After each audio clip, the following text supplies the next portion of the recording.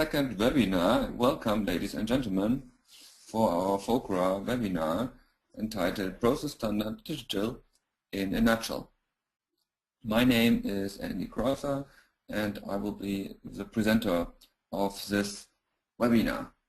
My co-worker Bertolt Oberlenzer is sitting right next to me and he will be the organizer, making sure that everything runs smoothly. This seminar is intended to be about 45 to 60 minutes, and as always, or as the last time, you can ask questions while you have them, of course. Please raise your hand or use the Ask Question button on your control panel, and then we will find out, and then Bertolt will sort out with you how to deal with it. So you can ask questions right during the presentation, but of course at the end we will have a Q&A session. Okay, so let's get started. This is our agenda for today. We start with a very brief introduction of FOCRA and then give a history of the Process Standard Digital and the concept. And then we will talk about the handbook, which is freely available. What is it? What is it not? In our fourth chapter, we will talk about the 15311.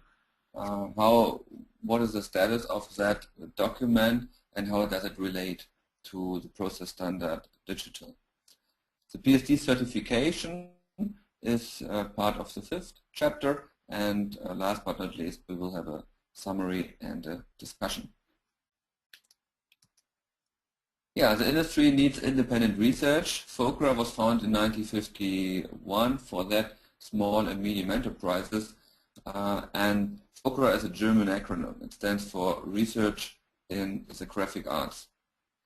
FOCRA is governed, owned by its member, and that makes sure that we are neutral, because when you represent Barack Obama and Sarah Palin at the same time, you are forced to be neutral, and so we do represent paper and machine manufacturers, but also print service providers and print buyers.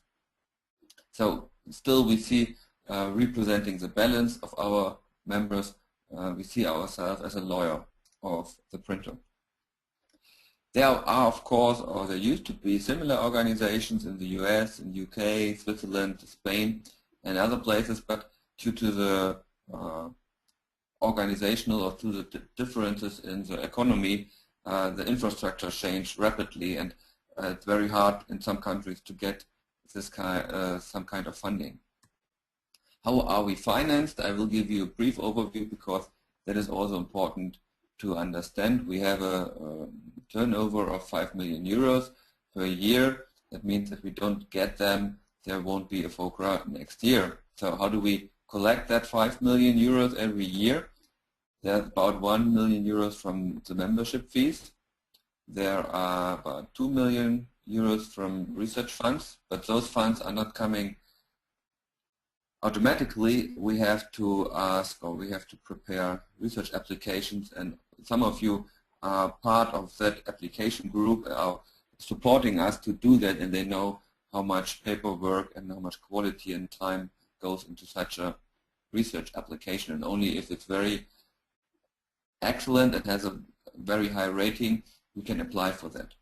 And that means the end, the remaining income is the normal income, as we call it, and in order to compensate the losses from that research, we provide regular services such as selling control badges, providing certifications like the one we talk later, making symposia, and so on. That's important to understand how FOCRA is financed.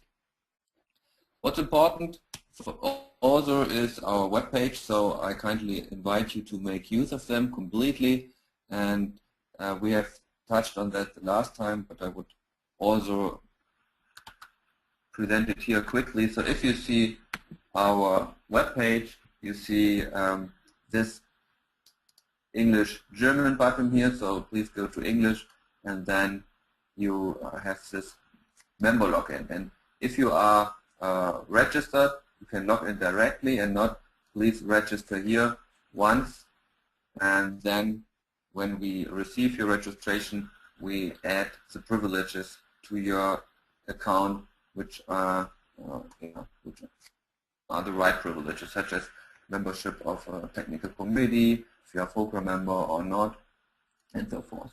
So that is very important to access additional information, because sometimes if you don't do this, you don't see all information.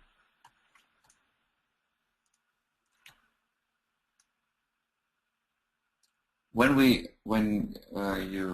have registered, as I said, you see more information, and we will come to that in a second. When you go to research and then digital printing, you see the home page, so to speak, from our digital printing working group. It was founded in 2008, and since 2011 it is a technical committee. For the members it's more or less the same, but internally for the FOCRA it's a higher value structure defined in the bylaws already. It is completely international, so the minutes, information are all in English, and it's open for anyone. So anyone can join, and there's no exclusivity at all. Here you see the registration for the mailing list. That means if you go live here to research digital printing technical committee, you see that, and here's the registration for the mailing list. You see it might look familiar to you, but that is since we use the normal mainline application for that mailing list. And here you can ask your questions and exchange information. You can also access the archive to see what have been discussed the last 3 years. So that is open for all of you.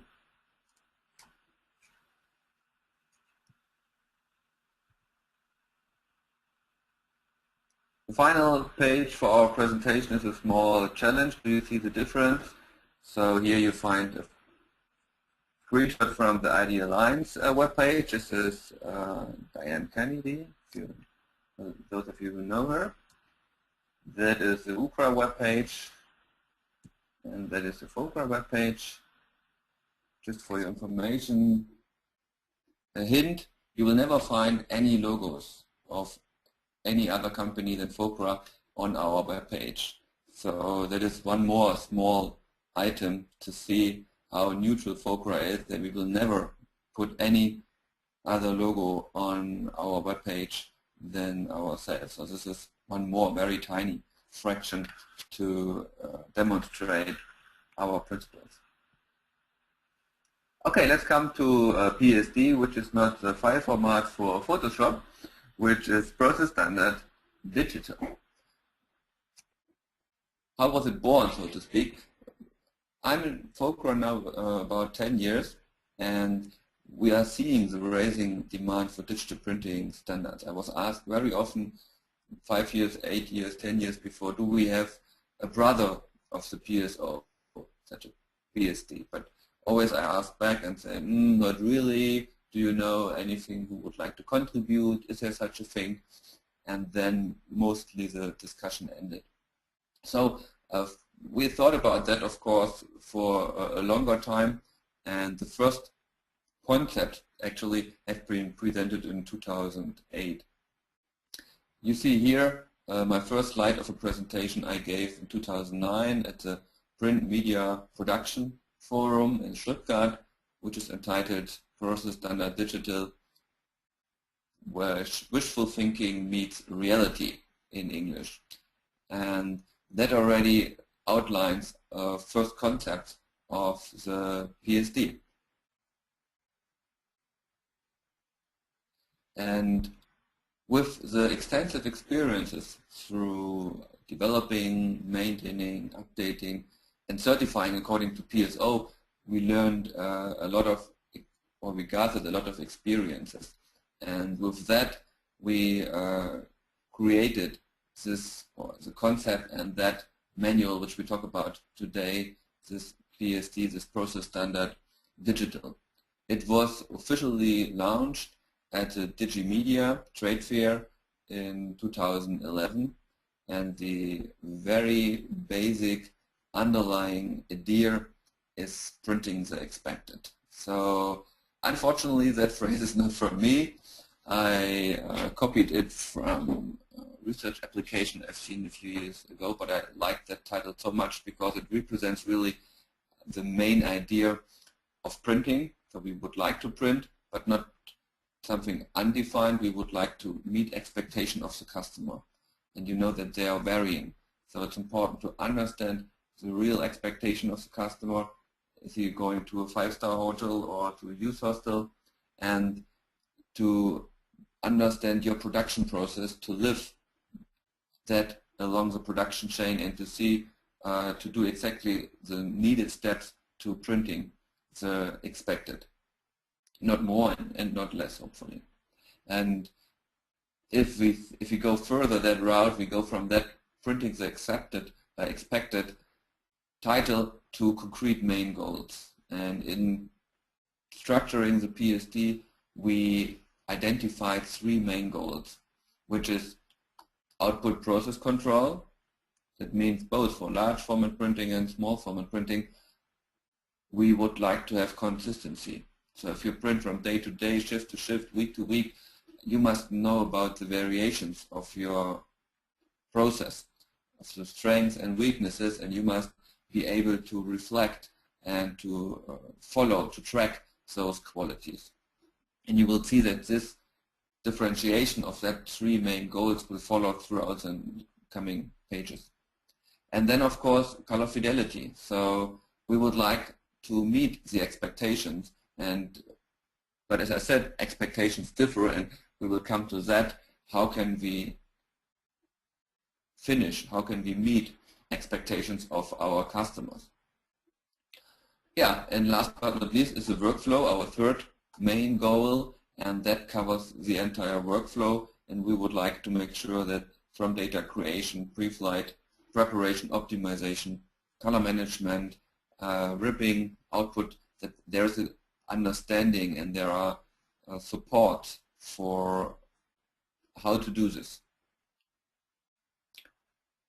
Coming from the main goals to the code of practice, our PSD manual, which is available in English a few months now as of Drupa, and the German version has been published at the beginning of 2012. It's very important that that manual is free of charge in German and English. It is available on our web page. I will come to that in a few minutes.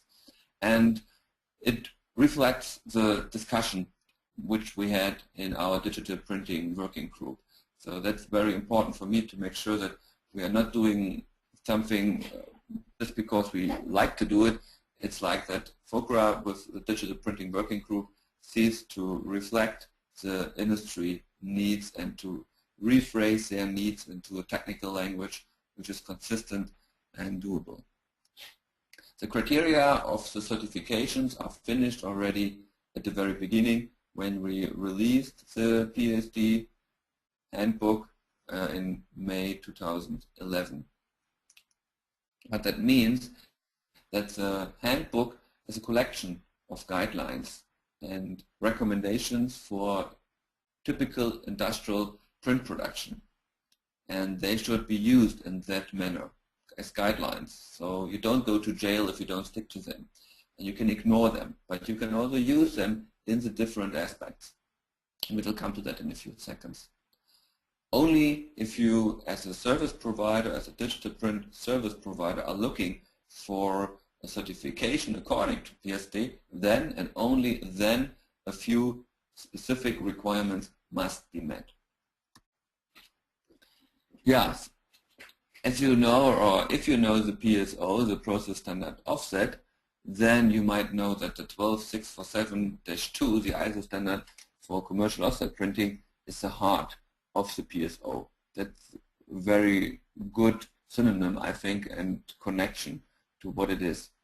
For PSD, the 15311, we will talk about that more, is the kidney, because this image is something I like because you can survive with a second kidney also.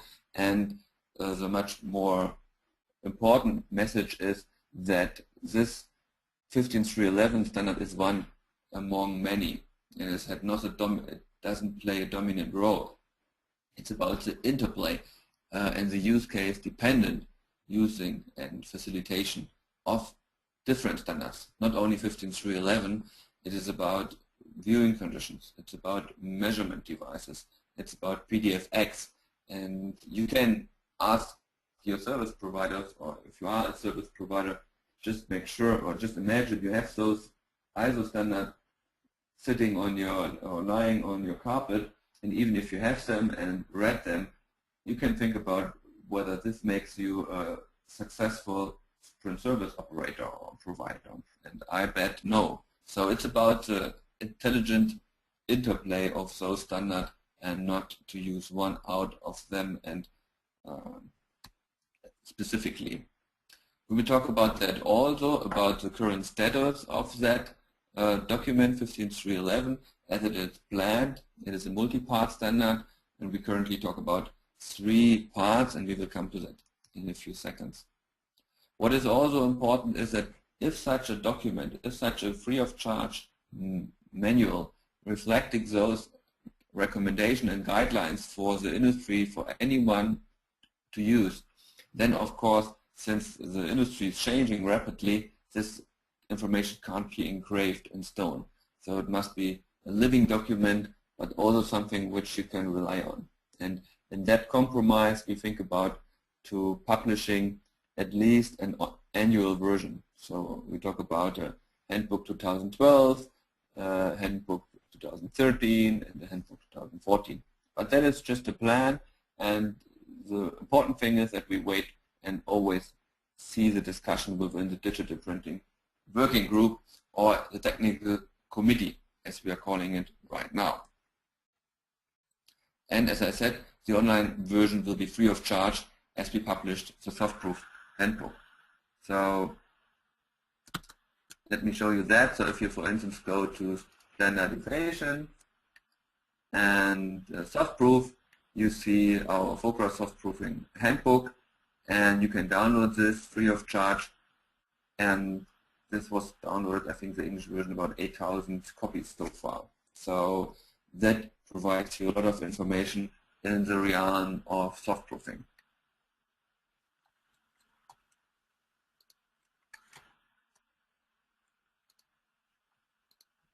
Okay, we have that. Yeah, how to download. As I said, register at the web page. Wait until we have added you to the Digital Printing Working Group privileges, and then go here, and you will see that. I will show you how that works.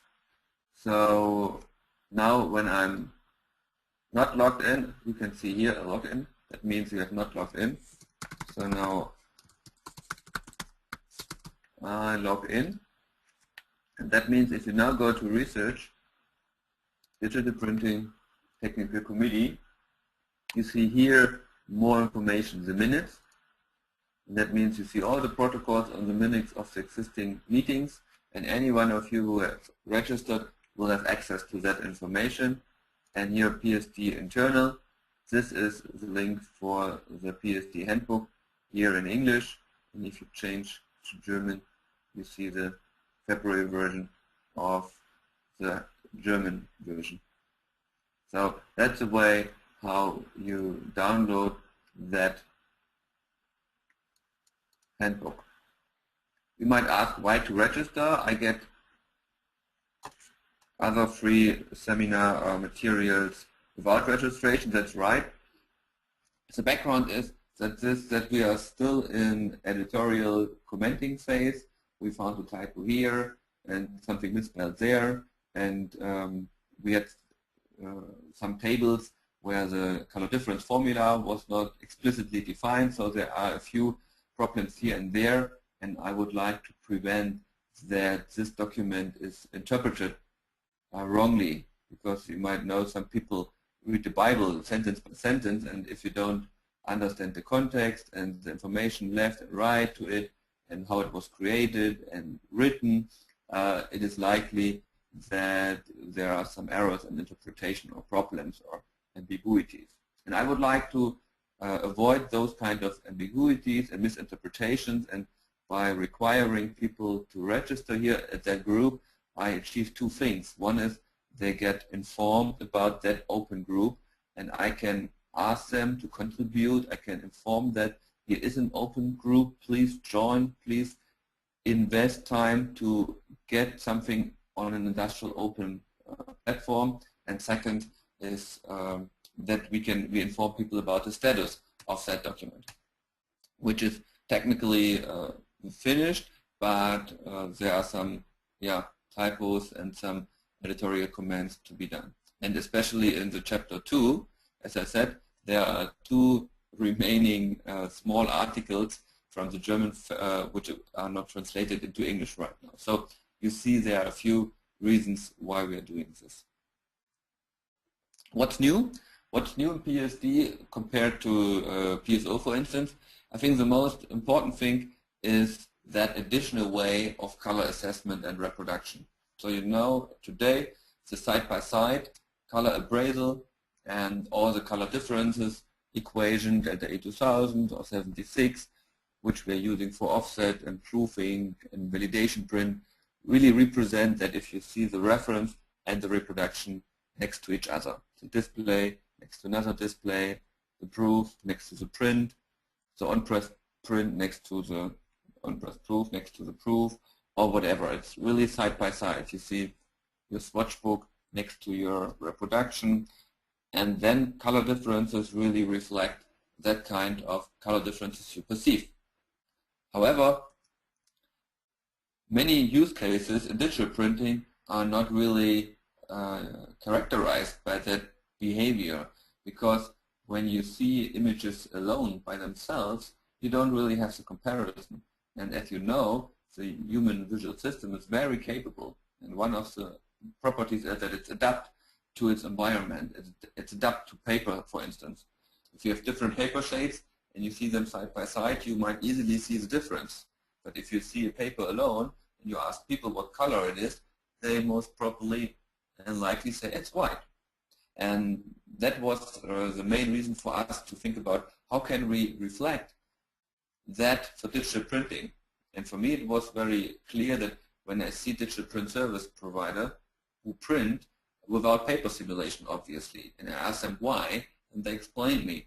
And that's why I say, okay, if you do a paper simulation, then you can match the paper white points if doable, if they're in gamut.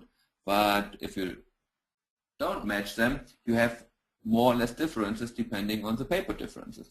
But if you see them alone, you don't see them anymore.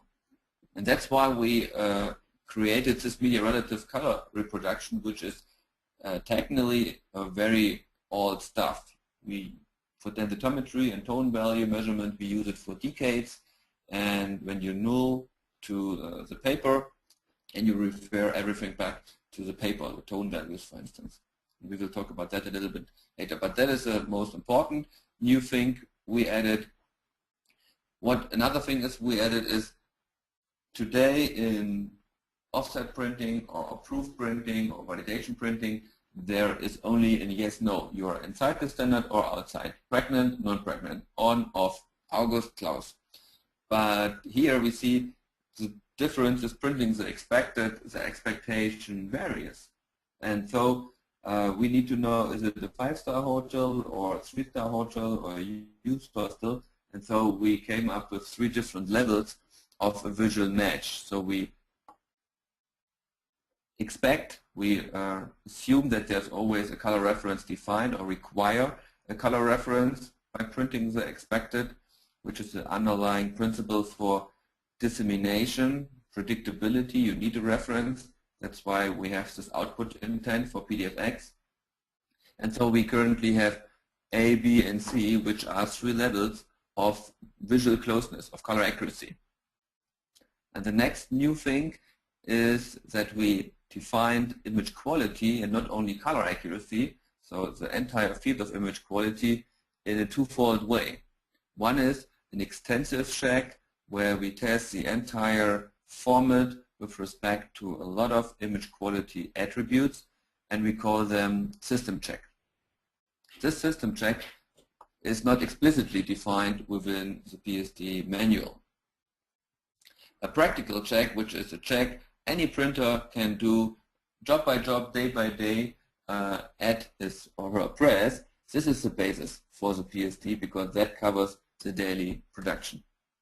So to summarize here, with respect to color accuracy, the print check, we talk about quality. That means A is better than B is better than C, because it is closer to the reference. So here we clearly talk about a better or worse. But what is bad or what is not intended to do, and we realized that we did something not so nice because we termed reference applications also ADC, and we need to discuss that and maybe rephrase it in the future, because we identified different applications which are typical in that area, and we qualified them and then said, okay, we have a commercial printing application where digital needs to match offset, but we have different use cases where different image quality requirements are needed. So that's why you can't say A is better than B. A is different than B, and if you want to go to B, you need to achieve and hit B and not A or C. But that system check is a different webinar. We might think about that, and the more we talk about that, we have more ideas for additional webinars. Just one page here. The concept is that the entire print image quality contributes or is a collection of different image quality attributes which together contribute to what we perceive as a good or a bad image. Quite complicated, but we try to simplify, and we differentiate between three different aspects: color accuracy, homogeneity, and perceptual resolution.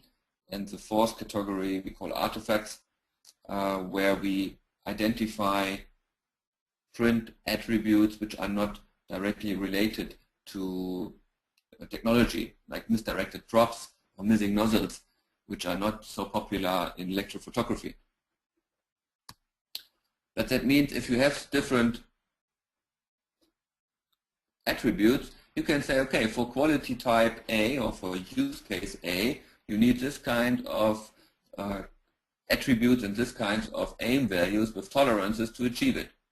For a use case B, you need other aim values to address that market or sector needs. For system C or for use case C, again, you might have another tailoring of your image attributes. And you can add D and E and F. It's about having a toolbox of image quality measures and then go in the industry and say, I would like to have this application, and then for me important is legibility and light fastness and spot color reproduction or whatever. So this is kind of three typical use cases which are reflected, but they are not limited to that. And of course we add permanence, durability, health, safety, and environment, and you might add other features like on uptime or speed or whatever. Just to have a look at just PDF page 9, that means if you go to the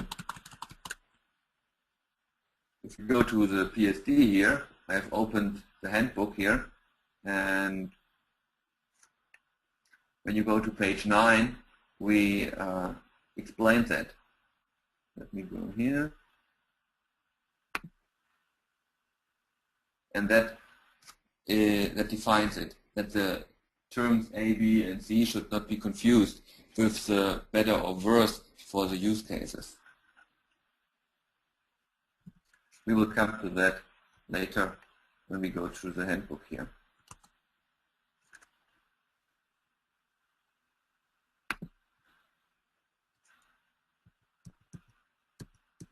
Okay. Let's come to the next point, which is 15 through 11, our digital printing standard. And the title here is Graphic Technology Requirements for Printed Matter utilizing digital printing technologies for the commercial and industrial production. And you see part 1 here are parameters and measurement methods. So we talk about printed matter and not printing systems, but we will come to that later. If you would like to know about a standard or a proposal for a standard, I recommend to look at the scope, because the scope is a very brief summary of what it is all about. And you see it defines print quality attributes and measurement methods for digital prints. These parameters provide a basis to allow subsequent parts of this international standard to define acceptable conformance criteria for particular use cases. That is what this first part is all about, to provide that toolbox of established or new image quality criteria to start to use to evaluate your print image quality on an objective basis and not a subjective basis, because that is termed to opinion, and that's why an opinion differs, as you know. So our main focus here at FOCRA is to say, when you can measure, there is no need to dispute. How about the status? The 15311 is currently in CD stage, and at the last ISO meeting in Jakarta, we discussed to either proceed with the ISO track or use a technical specification further, which gives us more time and which allows us to be more flexible. That means we would have an ISO TS 15311 and not an ISO 15311. Some of you might know this ISO TS 10128, where we have different press calibration techniques defined. So that will be discussed at the next meeting, and it really depends on the motion, on the people being there, on the content, and on the nature of the discussion. Part 2 was proposed and discussed and circulated within working group 3, but for formal reasons it was stopped.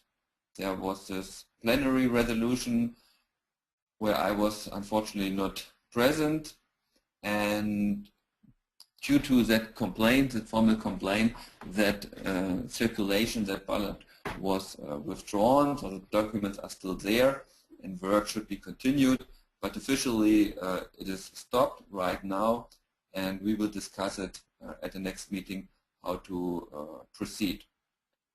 From the German delegation we discussed, and I personally feel strongly about it, that this resolution contradicts with ISO rules, because if you have a majority for a new project, if you follow the rules with the 5 national bodies and the experts, you can't, I personally think that you can't rule out those ISO rules by another plenary resolution which disobey or which tells you not to start new work. And so we are currently thinking about a formal complaint for the technical management board at ISO to clarify that. But without complaint, still I'm a fan of arguments, and I would like to discuss it at the next meeting to see can we consider, discuss and agree as a group to continue work and not to stop work or hinder work, because that leads to the effect I don't want to have, that people work on that in different stages in different places, and that is exactly the opposite of what ISO wants. And that's why I hope to convince the people there to get back on one table and use the ISO format and the ISO platform to continue work on that. And the same for part 3. There's a document you can download on our web page, because we did not contribute it to ISO for that reasons. When it's not clear what happens to 1 and 2, I think we should not confuse it more with the third one. But it is there, it is downloadable, you can have a look at it, and as soon as we discussed and clarified part 2, we might also just see what's going on here. For the time being, we said, okay, we continue work in the digital printing working group, and I can also think about saying, okay, if ISO or the experts from the different countries don't agree on this part 2 or part 3, so how to use this kind of quality attributes for different use cases. Part 2 is for commercial digital printing, part 3 is for large format signage printing. If they don't agree or if they don't want to this for different reasons, and if you don't understand, please contact your national bodies and ask them why they voted negative, and they must explain it. I can't because I voted positive and I would like to have it. So you must ask your national bodies why they act, how they act. But at the end, to be honest, I think anyone is reaping what we saw. So that is a very open invitation for anyone to say, okay, let's contribute there and let's see how can we contribute to create standards and documents which help us in the industry to have a unified reference and not different. This is reflecting this kind of discussion within the digital printing working group. So if you think about market segmentation, how to define a part 2 or part 3 and different parts, you see that it's very complex and you can use a lot of dimensions to sort or to categorize medium, format, volume, quality, viewing distance. So you see, this was a nice presentation from Johanna representing the BSI, the British Standard Institute, to see how open we are and what kind of discussions we have in that. And for me important is, as long as we have consensus in our open digital printing working group, we continue that work. How about the structure? More detailedly, if you read that work, you see that if you go to the criteria, you see different categories. Again, those 3 I presented already in artifacts, and here are different print image quality attributes, and you can say, are they important for commercial printing, for large format printing, what are the tolerances, and what are the typical use cases. One example, color accuracy. So we have, in this case, 3 different quality types, A, B, C, and if you talk about spot colors, then this makes only sense for side-by-side, so there is no media relative evaluation for spot color reproduction. The common appearance will be added later, and this is another webinar, what is common appearance. Here you see a table to get an idea what are the requirements for the side-by-side, and that is, as you might know it from 12647-7 or 8, we separate between the targets for the expanded scrutiny here, which is for the system check, and for the print check here we talk about a wedge such as the media wedge. Another example is a misregistration to see reference applications here, use cases A, B, and C, and here are different aim values which define typical tolerance values for that typical use cases. If you have a new use case and you would like to make a D for ceramics printing or for security printing, just come up, propose your aim values, test it, and then if you convince the other people, we will have it.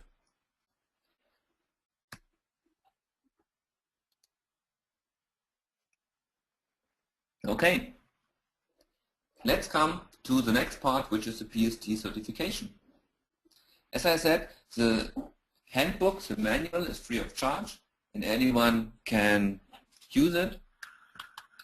If you have not seen it directly, let me show you what we have here. We have a basic chapter where we have a lot of background to explain different things like metamerism. We have an example here for metamerism. We talk about the right light source, M1, M0, what are device links, and so forth. We have the basis of data preparation here, which is using the PDFX-ready guidelines. So we are 100% in sync with the work of Ghent Working Group and PDFX-ready, where we are an active member. And we talk about here is the output intents to use, what is the right and wrong profiles. We talk about repurposing, retargeting, and give a lot of information about what to do for data creating, data pre-flighting, and data optimization. If you go back to our manual here, we have also a chapter image appraisal, so we talk about recommendation for viewing and soft proofing. In the chapter 5 we talk about process control, we come to that, and in chapter 6 we talk about evaluation of conformance of printed products.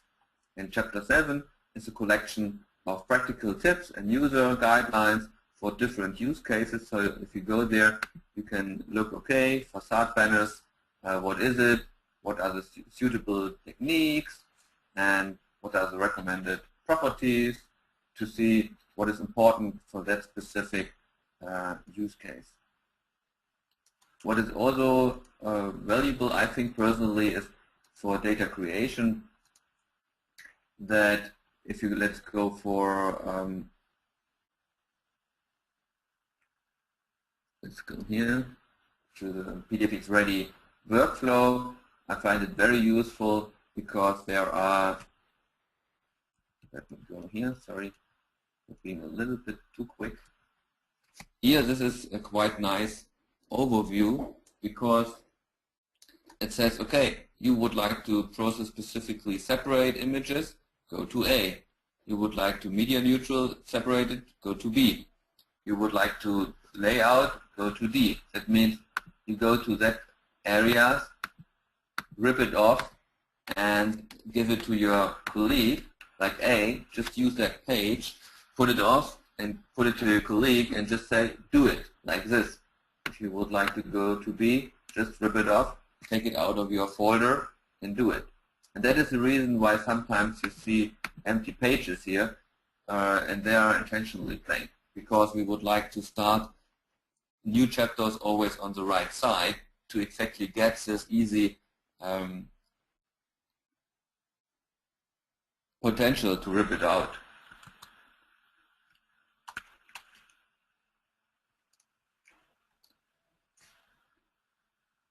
Okay, that brings us to our last point, which is PSD certification. And here you see a sequence of steps you have to follow in order to get this PSD certification.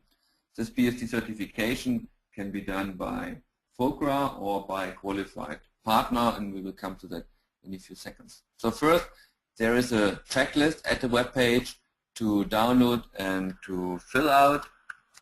So if you go to FOCRA Cert here and print, you see PSD, you see PSD certifications, a lot of information. And if you see here, you remember this. If you go down, download the checklist, you can download the checklist and fill it out. So that's important for you to know where this information comes from. Then you might consult your partner or come to a FOCRA preparation seminar, and the dates are on our webpage. Then we require additional prerequisites. That means there must be some tests, some certifications you have done ahead of time for us in order to check that you are living and you are understanding that processes needed for data creation, data output, data interpretation. And so we require a PDFX output certification. That means you must be able to interpret, compose, and print and cut PDFX documents with a lot of, again, working group patches. You have to the PDF creation, where you create a PDFX file. And the third one is we require that the PSD certified company is able to create a color reference, be it contract proof, then you need a contract proof creation, or be it a validation print, then you need a validation print creation. And if you know about more, you see the webinar from 2 weeks before. If you have that, if you have finished that, then you must identify 3 representative combinations for your company. So that is important to see what is representative for your company. And then we will check that, and then we will make a date. And for this audit, this will be a one-day audit where either a FOCRA or a partner comes to you and goes through the procedures which we will explain in a few minutes. But after that audit, the process is not finished.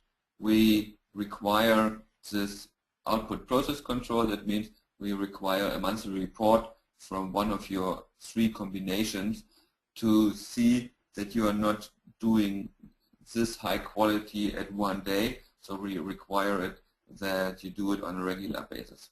And we also require that we need a quality report also 2 months before the audit in order to make sure that this is really a running process and not something established for that one day, and if the auditor or if the FOCRA co-worker leaves the print job, then they go back to normal. So we will then evaluate at the FOCRA lab the printouts and the information, and if you pass, you will get the seal and the certificate, which is valid for 2 years. And let's go a little bit into detail for the remaining 10 minutes, and that is general information and general prerequisites, requirements which we ask. Those are shall requirements, so you must have this, and should requirements, so we recommend to have this, but it's not a normative. And that helps you to understand the general requirements for PST certifications. So we require to have an external handheld measurement device. We focus on PDF and EPS color transformations. Currently, we are not addressing AFP. Advanced functional printing for direct mailing application or something like this is very important, I know, but we used to gain some knowledge there, and we are not experts in that field, so we are simply not pretending to be so. We require data pre-flighting software, the PDFX profiles, and if you see that here in our webpage, you might have seen this download section, and you can download the handbook. It goes back to the page where you need the registration. You can download the device link profiles. I will explain in a few seconds. The Excel spreadsheet for the media neutral or media relative evaluation, and the PDFX ready pre-flight profiles for Acrobat, for Quark, the settings, the output settings, and the test image here.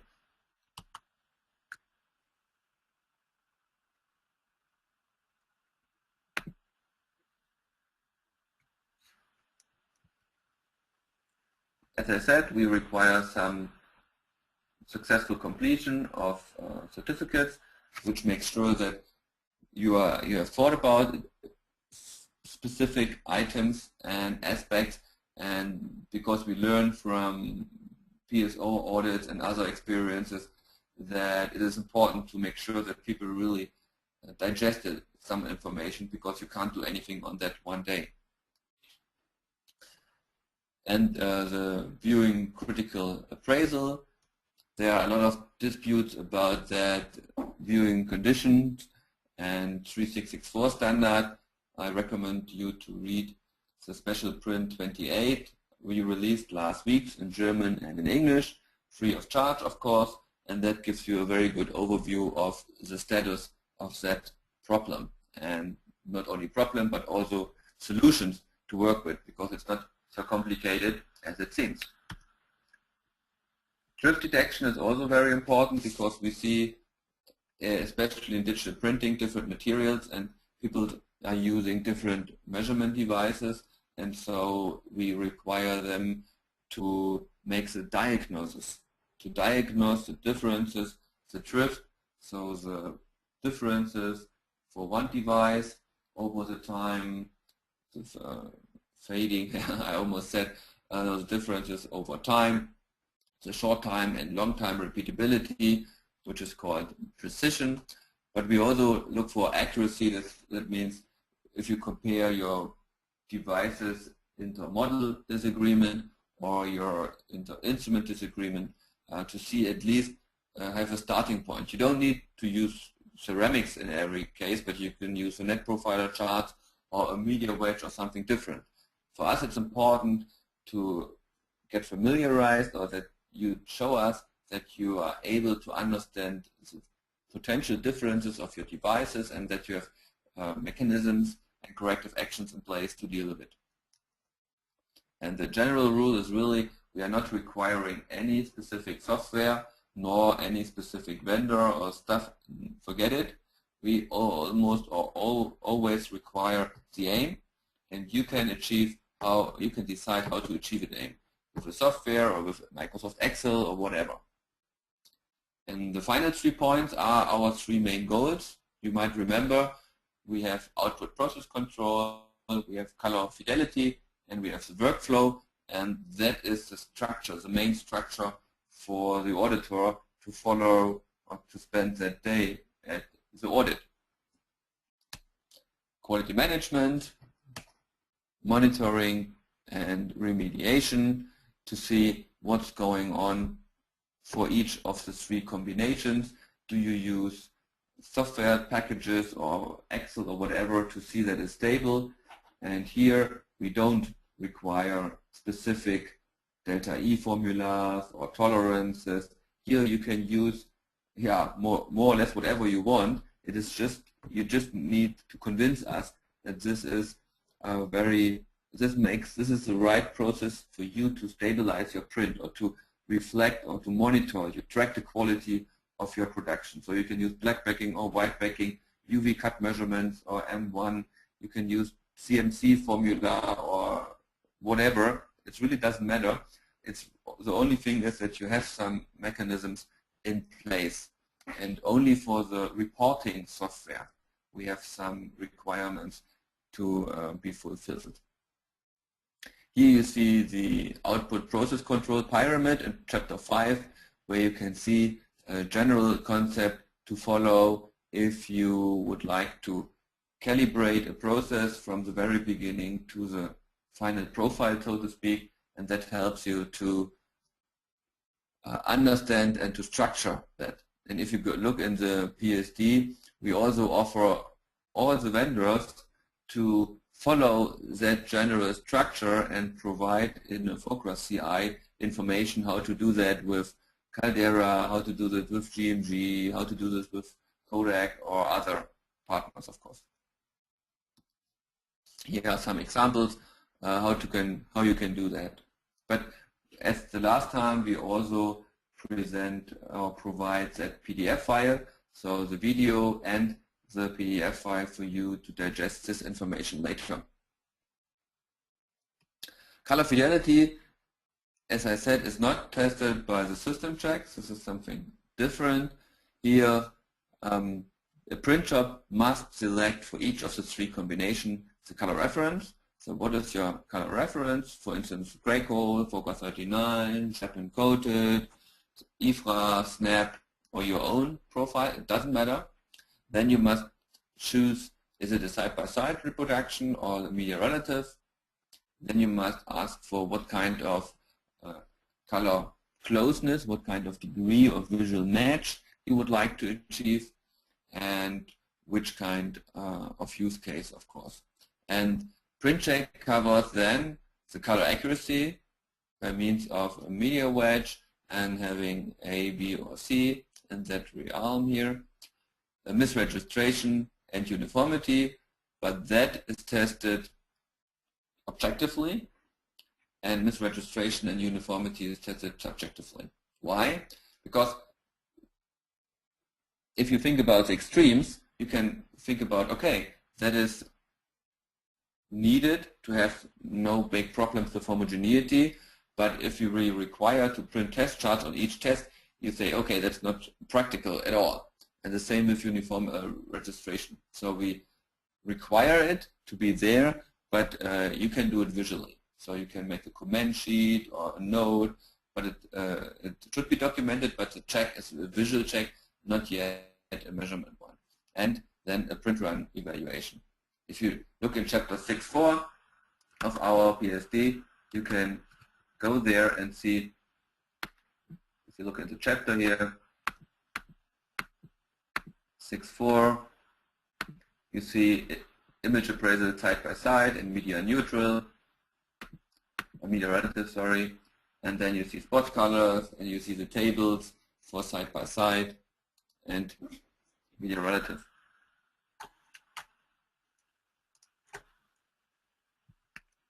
And that is our media relative evaluation. So if you download the Excel sheet, you see a lot of information.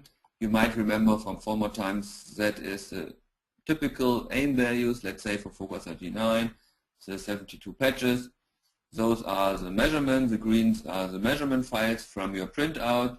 So you measure the media wedge, so calculate the media relative CLAB values. Those are the media relative CLAB values from the reference, and those are the media relative from the measurement.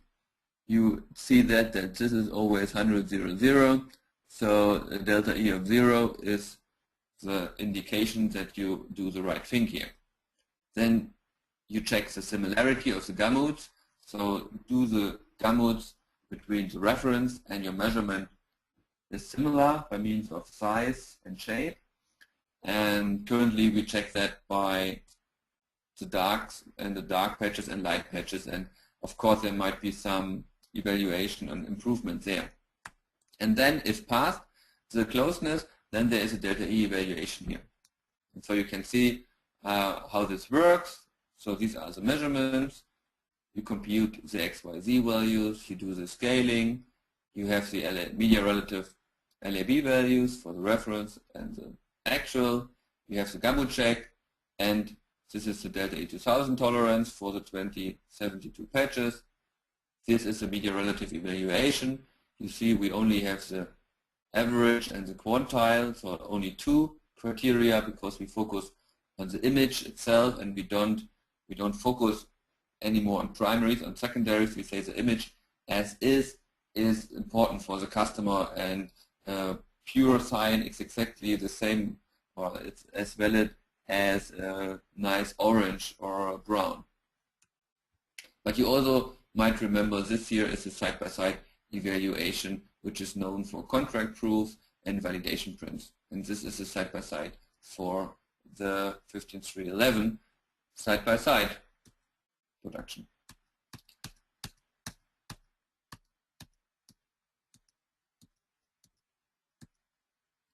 Okay, these are the test forms we use. You can download the FOCRA digital print quality test forms. Let me show again where you find them. If you go on our webpage,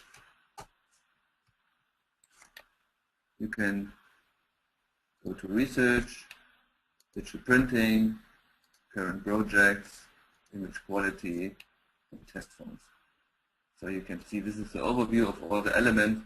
It's a test form with 23 pages, which cover all the different image quality attributes.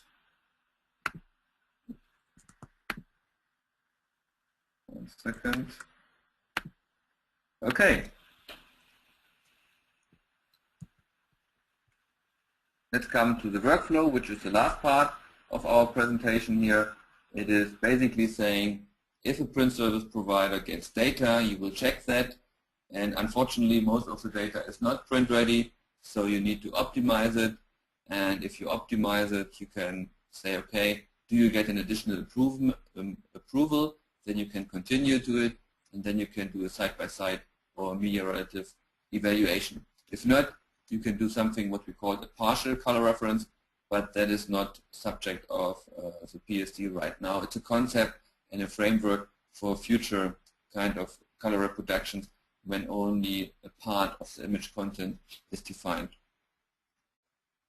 Here we have the aim that a consistent, predictable output across the present workflow systems, and we ask for 7 individual steps, which is a light audit. We make a data check where we have a test form and you might find 7 out of 10 errors. We have PDFX creation, where we check again how did you do the creation certification, is it now matching the output. We check the ultimate test speeds, version 1 and 2, the ICC profile handling, and the printing condition check. For the PDFs you Later on our webpage you see some more information about that are not part of our presentation here. Information about the light test, how you can do that, where do you find more programs at the FOCRA webpage, where do you find the downloads for the pre-flight, pro-flights, and the data check, what do we ask, what do we check for PDFX creation, how do you check this, PDFX output, the same, the alternate test suite. It's important here, you are not required to render them completely without any problems. No, we ask you to render them at all, to print them, and then to fill out that evaluation to see if you have a problem. Then we require you to know about them and to think about corrective actions. Profile handling, we give you an Office document and require that you convert it correctly, and we make a print condition check. That means you should be able to evaluate the strengths and the weaknesses of your printing, of your combination which you're using. That's also very important. The pricings, you find them on the web page.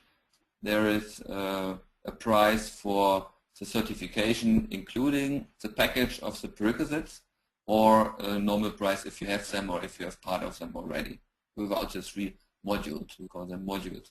This, and this, or this. So these are one or the other. Yeah, this recertification is needed after 2 years if you would like to continue, and for the time being in Germany, Austria and Switzerland only FOCRA members can be certified. Okay, that comes to the last page. I thank you for your attention. It's 2 minutes late, sorry for that. We presented the ProcessStandard Digital, a little bit of the history, a little bit of the concept, and you see again this my favorite slide, which covers the idea of the customer to have consistent color rendering across different channels, and we are just one. And with that information, I encourage you and invite you to use this digital printing working group to discuss and to make this handbook a good tool for our industry. Thank you very much, and now